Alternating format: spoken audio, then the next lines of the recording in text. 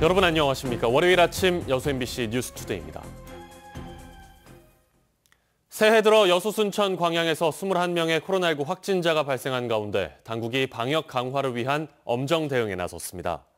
순천시는 역학조사를 회피하고 집단 감염이 발생한 종교시설 방문 사실도 숨긴 확진자와 대면 예배 금지 조치를 어긴 교회 등을 고발하기로 했습니다.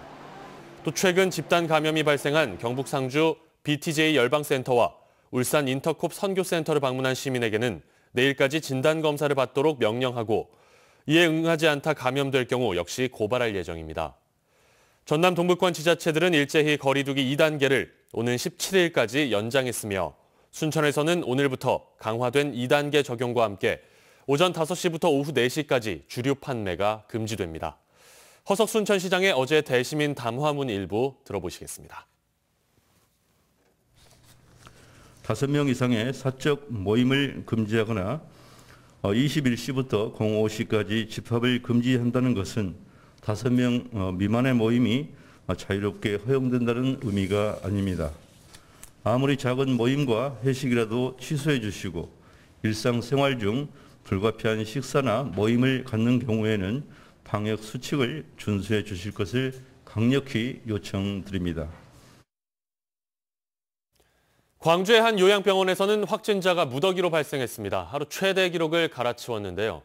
광주시와 중앙사고수습본부는 사망자 발생과 추가 확산을 막기 위해 합동대책반을 꾸려 긴급 대응에 나섰습니다. 이계상 기자입니다. 코로나19 확진자가 속출한 광주 광산구 효정요양병원 앞에 외부인 출입을 금지하는 현수막이 걸렸습니다. 병원 안에 있는 고령의 환자들은 걱정스러운 눈빛으로 창밖의 상황을 살피고 소식을 듣고 달려온 가족과 지인들은 챙겨온 옷가지 등을 맡겨두고 발길을 돌립니다. 아무도 없고 그래서 딸에게 내가 시간도 없고 그래서 저녁기는 한번 넣어주려고. 일부 가족들은 병원 측의 대응이 소홀했다며 분통을 터뜨립니다. 딸이 문자 하나라니까요. 얼마나 답답해. 나 지금 강원도 살고 있는데 왜 여기까지 내려가냐고요. 효정요양병원에서는 이틀 새 무려 62명이 코로나 양성 판정을 받았습니다. 요양보호사 등 직원 7명이 확진된 데 이어 병동에 입원 중인 환자들까지 한꺼번에 감염된 것으로 나타났습니다. 이 병원에는 환자와 직원 등 440여 명이 생활하고 있어서 추가 검사 결과에 따라서 확진자가 더 늘어날 가능성도 있습니다. 방역당국은 이미 확진된 환자들을 코로나 전담병원으로 이송 조치하는 한편 병원 내 밀접 접촉자들을 분리 이동 조치했습니다. 같은 병실 내에 확진으로 밝혀지지 않은 음성으로 확인된 환자들은 2층에서 구간을 분리해서 별도의 공간으로 다시 재배치를 했습니다. 요양병원과 시설, 정신병원의 경우 면회가 금지되고 외부인 출입이 통제됐던 상황. 방역당국은 아직 구체적인 감염 경로는 확인되지 않았다며 해당 병원이 행정명령을 어겼을 경우 법적인 책임을 묻겠다고 밝혔습니다. 행정명령 위반이 확인되는 경우 고발, 과태료 부과, 운영 중단 명령 등 강력한 조치를 취할 계획입니다. 광주의 코로나 확진자가 일일 최대치를 갈아치우고 고령 환자 비율도 지속적으로 상승함에 따라 광주시는 고위험 시설에 대한 진단검사를 이번 주부터 일주일에 한 번씩 하기로 하고 검사 대상도 요양과 정신병원뿐만 아니라 양로시설과 중증 장애인 거주시설까지 대폭 확대하기로 했습니다. MBC 뉴스 이계상입니다. 순천시가 인수를 준비하고 있는 순천만 스카이큐브의 운영 방식이 결정됐습니다. 민간 위탁 동의안이 의회를 통과하면서 빠르면 오는 3월부터 가동할 것으로 보이는데요. 인수 시점이 쟁점입니다. 박민주 기자가 보도합니다. 순천만 스카이큐브는 1년 넘게 분쟁을 벌이다 지난해 6월 순천시로 인수 결정이 났습니다. 대한상사중재원의 판정 이후 쟁점은 운영 방식과 인수 시기에 모아졌습니다. 먼저 가닥을 잡은 건 운영 방식. 순천시는 최근 스카이큐브 조례안과 민간 위탁 동의안, 예산안을 상정해 의회를 최종 통과했습니다.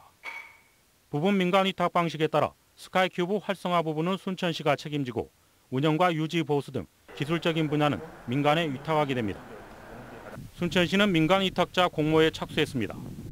순천시의회 동의로 행정적인 절차는 이행하였습니다. 수익금 관리, 이동수단 등 스카이큐브 활성화 부분은 순천시에서 스카이큐브 유지보수 운영 등 기술적인 전문 분야는 민관 위탁을 하게 됩니다.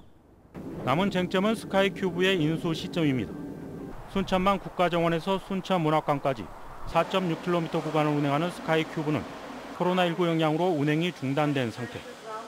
운영사는 한 달에 1억 원가량의 적자가 발생하고 있다며 인수 지연으로 기술 인력이 빠져나가지 않도록 조기 인수를 촉구하고 있습니다. 매월 1억 원 정도 적자가 발생하고 있습니다. 지금 재무적으로 상당히 어렵기 때문에 빠른 시일 내에 순천시에서 인수해 주기를 희망하고 있습니다. 국가정원과 순천만을 잇는 첨단 교통수단으로 지난 2014년 도입된 스카이큐브.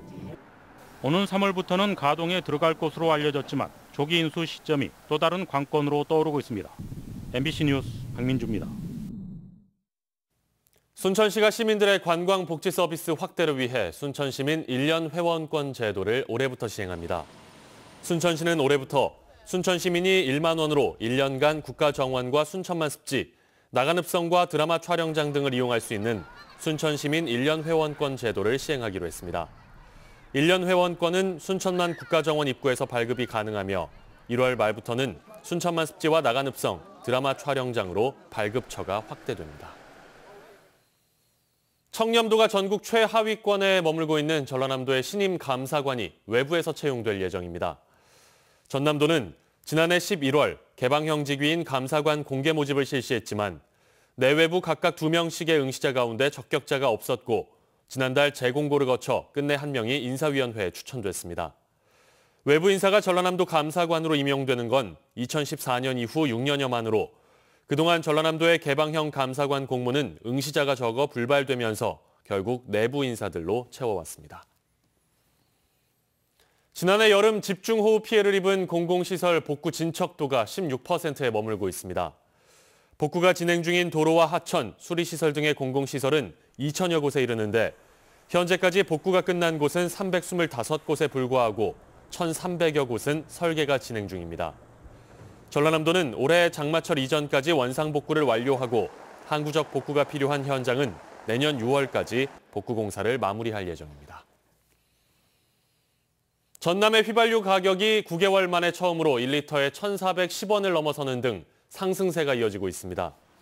한국석유공사에 따르면 어제 기준 전남 지역 주유소들의 평균 휘발유 값은 1리터에 1,418원으로 1,323원이었던 지난해 11월 첫째 주 이후 9주 연속 오름세를 보였습니다. 한편 전남에서 가장 저렴한 주유소는 1리터에 1,300원, 장흥군 용산면 알뜰 주유소로 조사됐습니다.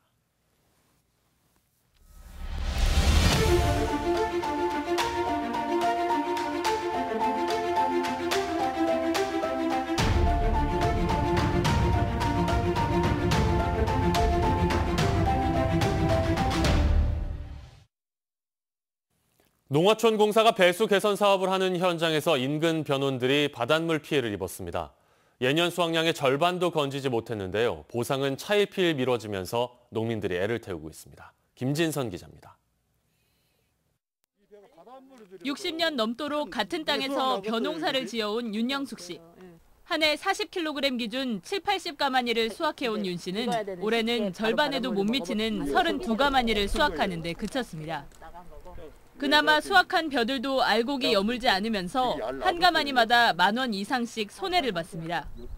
지난 7월 농어촌공사가 배수 개선 사업을 하면서 닫아놓은 배수문이 열려 바닷물이 논으로 밀쳐들었기 때문입니다.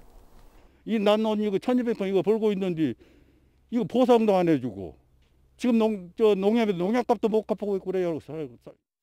침수 피해를 줄인다며 지난 2017년 시작된 옥동지구 배수 개선 사업. 배수문을 확대 신설하고 배수장과 배수로를 만들어 농사를 돕기 위한 공사였지만 폐쇄하기로 한 기존 배수문에 통나무가 끼면서 거꾸로 바닷물이 논으로 유입된 겁니다. 그게 와가지고 수문에 이제 박힌 거예요.